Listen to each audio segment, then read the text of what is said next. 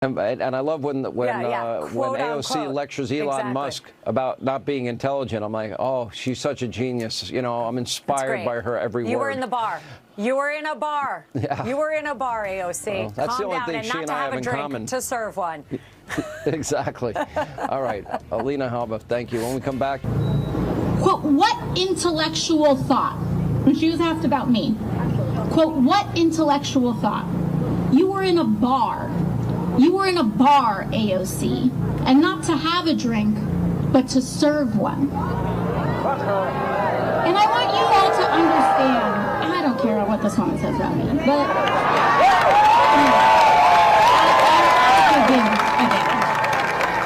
All right, guys, so we got to talk about the Democrats and their tactics backfiring because they have been encouraging paid activists, paid agents of chaos, Democrat radicals to show up to GOP town halls in order to protest the Trump administration. Okay, let's make this clear. The people who are upset are not Republicans, okay? Republicans are overwhelmingly happy with the Trump administration, and Republicans don't have too many issues, okay, with what the Trump administration is doing. The people who have issues are the deranged leftists who have been radicalized by CNN, MSNBC, and the Democratic Party. We are mobilizing in New York. We have people going to the Republican districts and going after these Republicans who are voting for this and forcing them to either change their vote or face the consequences. This is a long, relentless fight that we fight every day. And I am confident that we will bring Trump's popularity, numbers, and strength down if we keep at it and keep at it and keep at it. Okay, we know they've been radicalized because they're out here committing acts of domestic terrorism against Tesla. Okay, I'm about to start calling the Democrats the jihadi-crats. Okay, I mean, that's essentially what is happening. Okay, they've gone full-blown Taliban, right? So, you know, the Democrats, they're learning the hard way that their base of voters is radicalized, and that makes it so they're not immune from the negative effects of the radicalization. Okay, it's all fine and good when they're attacking Republicans, but when the deranged liberals start attacking Democrats, they turn their anger on Democrats. Now all of a sudden, oh wait, hold on, now you're going too far with this, which is something that one Democrat found out during a recent town hall in which he was confronted by a radicalized leftist. And tempers flaring coast to coast, voters confronting their lawmakers. You are the most soulless piece of crap I've ever seen. That's your opinion. Soulless. Soulless. Sir, get up, sir. A tense face-off at a town hall in Illinois. Democratic Congressman Sean Casten was confronted by pro-Palestinian protesters angry over Israel's attacks on Gaza. Police ultimately asked the congressman to end the event early. You have an issue. If you have a question, we can address that in the question period. Paid for by Israel. You are bought and paid for by AIPAC. You believe that. You believe that. You believe that. It doesn't make it true. What have you done? Sir, we will have a question period. If you cannot behave respectfully, this is your nation's flag. if you cannot behave respectfully, then leave.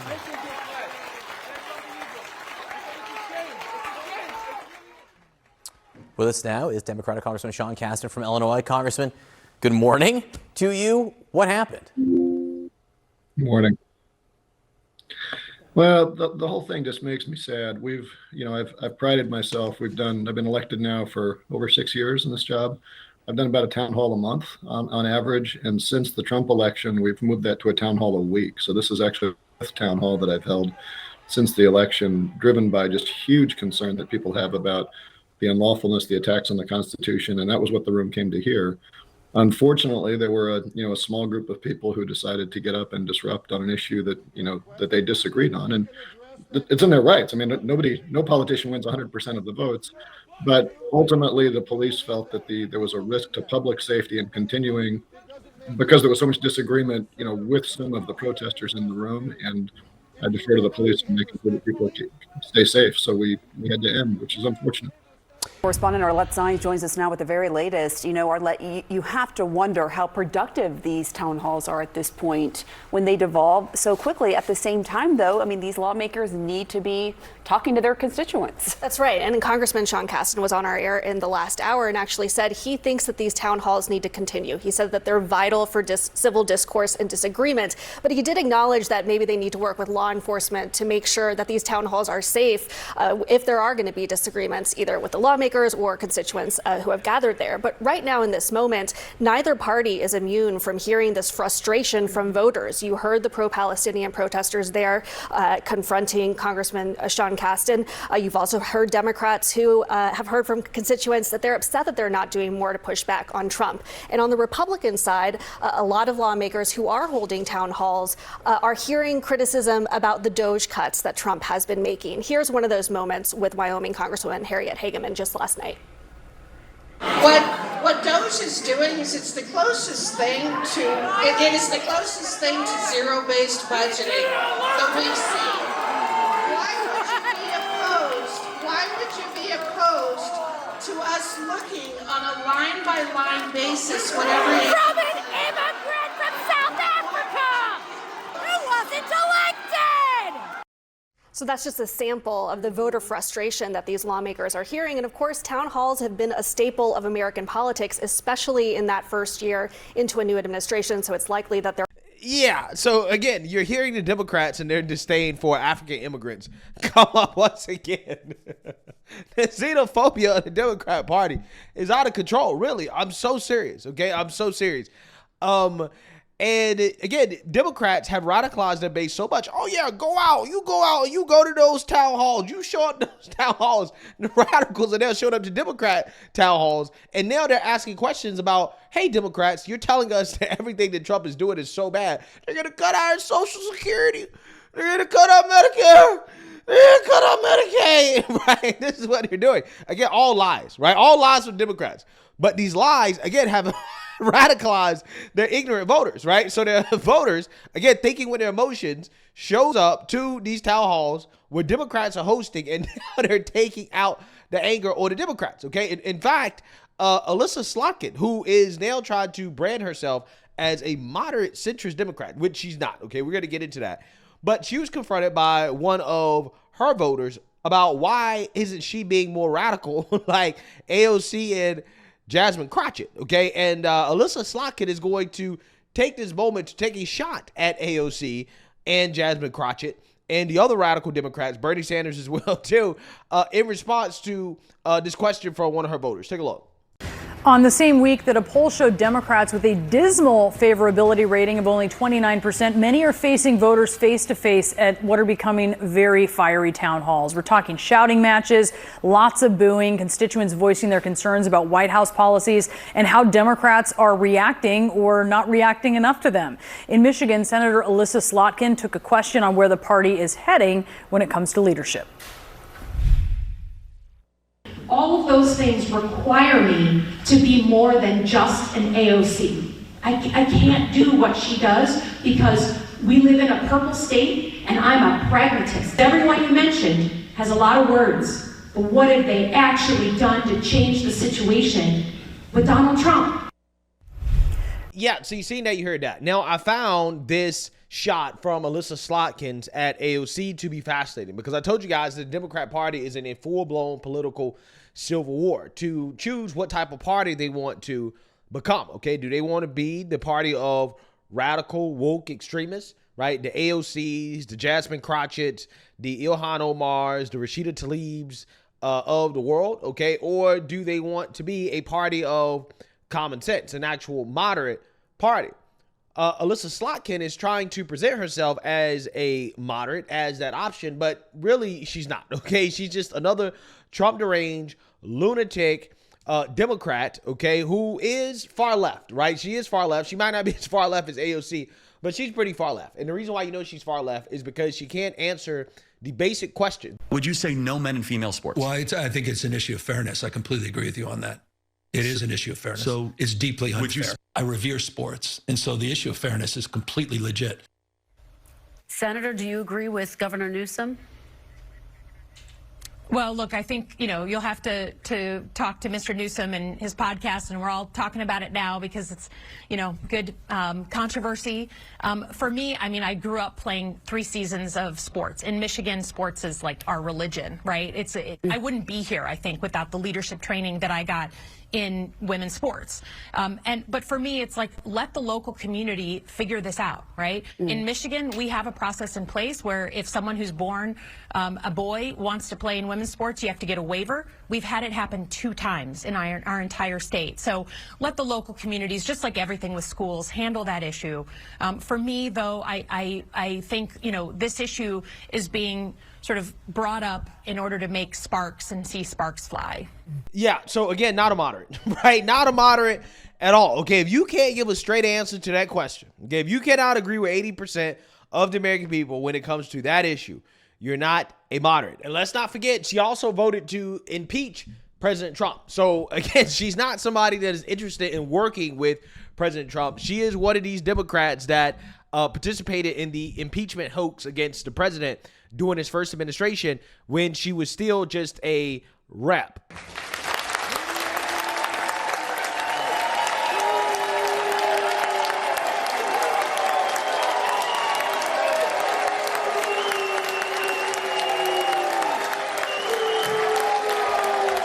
That is the president contravening the House's role and responsibility for the impeachment process. So I will be voting yes on obstruction.